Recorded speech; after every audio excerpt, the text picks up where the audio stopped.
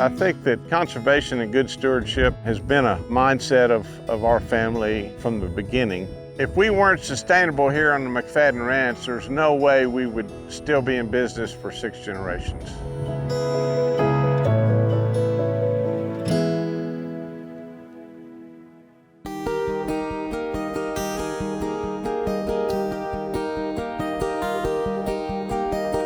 Hi, my name's Bob McCan, and I'm the 5th generation of my family to manage the McFaddin Ranch here in Victoria, Texas. My great-great-grandfather, James Alfred McFaddin, put the ranch together in about 1877, and we've been here ever since.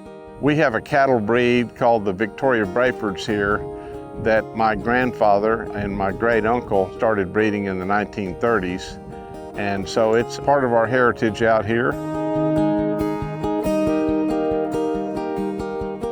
One way that we protect and improve this land is through our rotational grazing systems.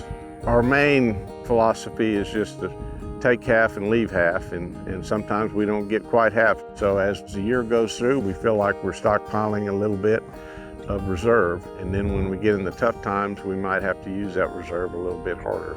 We have many droughts that we have to contend with, and then we have years where we might have 60 inches to deal with. But with our rotation system, we're able to kind of make it through a lot of these stress periods because of the grass base that we have. The rest period, the other thing I'd like to say about that is if you're on a continuous system without any rest, you're not going to have a lot of these species that are going to provide really good protein and nutrition during the stressful times of the year. Our rotational grazing system has reinvigorated the native grasses and made the system more resilient. If you're not using the ground properly, the soil's not going to stay together, and you have some massive rain events, and then you're just going to have tons of erosion. So, I mean, from an erosion standpoint, the rotational grazing is where you want to be. I don't know if there's anywhere else really in the country that has to deal with brush control like we have to, but we wouldn't have a ranch left if we didn't do that. We don't necessarily clear all the brush. We leave plenty of cover to wildlife because that's important to us too. What we do is just try to strike a balance between the two, and we value both at this point probably equally.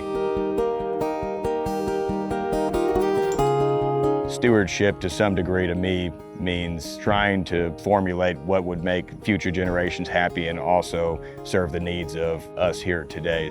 The best thing you can do is just make sure that you pass this asset on in as pristine a condition as possible. For us, it's easy because we've been doing it for decades and generations, so it's second nature. We've been blessed to have this piece of land to take care of it, give it to our next generation in a better condition than when I took over. Without that foundational base of stewardship, we may not still be in business, but we've been in business for over 150 years at this point, so we feel like we're doing some things right.